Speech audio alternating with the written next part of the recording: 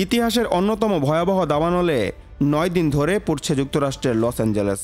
বর্তমান দুর্যোগে দক্ষিণ ক্যালিফোর্নিয়া শহরটিতে এখন পর্যন্ত প্রাণ হারিয়েছে অন্তত ২৫ জন, নিখোঁজ রয়েছেন আরও বেশ কয়েকজন। এর মধ্যে ফায়ার সার্ভিস কর্মীদের জন্য নতুন চ্যালেঞ্জ হয়ে উপস্থিত হয়েছে বুধবার থেকে শুরু হওয়া সান্তা অ্যানা নামে এক ঝড়ো হাওয়া। এ অবস্থায় অ্যাঞ্জেলেসের আগুনে টর্নেডোর আশঙ্কা করছে আবহাওয়া বিশেষজ্ঞরা। জারি করা হয়েছে লাল পতাকার সতর্কতা। গত ৭ জানুয়ারি ভয়াবহ দাবানলের কবলে পড়ে লস অ্যাঞ্জেলেসের দ্রুততা ছড়িয়ে পড়ে বিস্তীর্ণ এলাকায়। এর মধ্যে ছোট বড় প্রায় ১২টি অগ্নিকাণ্ড ঘটে। আগুনে ইতিমধ্যে অভিজাত এলাকা হিসেবে পরিচিত প্যাসিফিক প্যালেডেসের বাসিন্দাদের প্রায় ৫,৫০০ বাড়িঘর ও স্থাপনা ধ্বংস হয়েছে।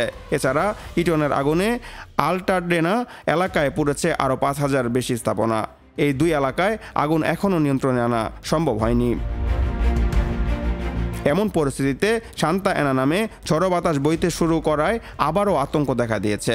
যুক্তরাষ্ট্রের জাতীয় আবহাওয়া অধিদপ্তরের বার্তা অনুযায়ী দাবানল ছড়িয়ে পড়া এলাকায় বাতাসের তীব্রতা বেশি ও খুবই শুষ্ক। এই দুয়ে মিলে সৃষ্টি হয়েছে বিপজ্জনক পরিস্থিতি। এতে দেখা দিতে পারে নতুন দাবানল।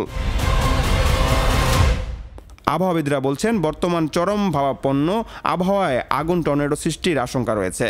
গত ৮ মাস ধরে বৃষ্টি না হওয়ায় দাবানলের কারণে দক্ষিণ ক্যালিফোর্নিয়ায় বাতাসের মান ও গতি আরও খারাপের দিকে। সর্বোচ্চ সতর্কতা রেড ফ্ল্যাগ জারি করার পাশাপাশি এ অঞ্চলে আরও ১ সপ্তাহ তীব্র বাতাস বয়ে যেতে পারে বলে জানিয়েছে মার্কিন জাতীয় আবহাওয়া অধিদপ্তর। Hasibul Hossain Arnab, news 21 national desk.